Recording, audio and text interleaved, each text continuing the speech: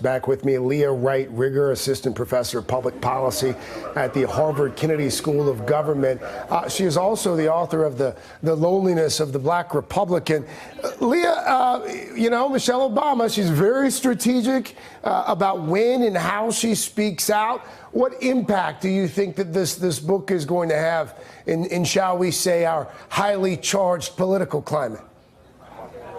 Well, first of all, Michelle Obama is beloved. I mean, she's fabulous. She is outspoken. She is graceful. She has a huge following, and we saw that in the way that her book tour immediately sold out as soon as the tickets were released. That there's a huge demand, not just to see her in person, not just to meet her or see what she's up to, but actually hear from her and hear from her on her own terms.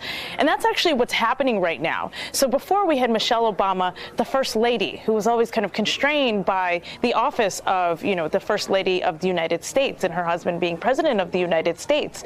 When we go, you know, when they go low, we go high.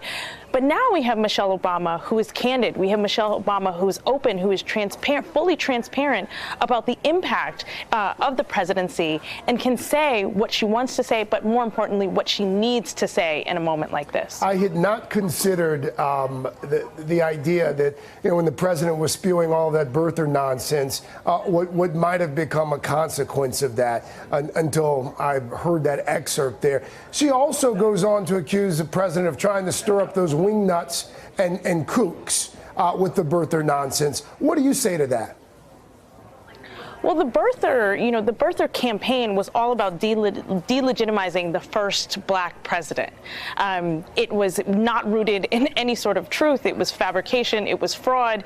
And the fact that it was continued all the way through the 2016 election process, right up until election, you know, right around the weeks of the election, really election day, and then even sometimes after the 2016 election, shows you just how, you know, just how political that decision was, but also how this was about attacking the very fabric of who Barack Obama was and the legitimacy of his presidency and of his family. So, of course, Michelle Obama is going to be upset. We also know that Barack Obama received 4 times the amount of death threats than previous presidents. So this was a very real situation for her. So, of course, she's going to be upset about somebody stirring up people, you know, all kinds of kooks and people out there who are beginning to think this is something legitimate. It's a validation of something, you know, crazy about the president, when in fact it's not rooted in truth whatsoever.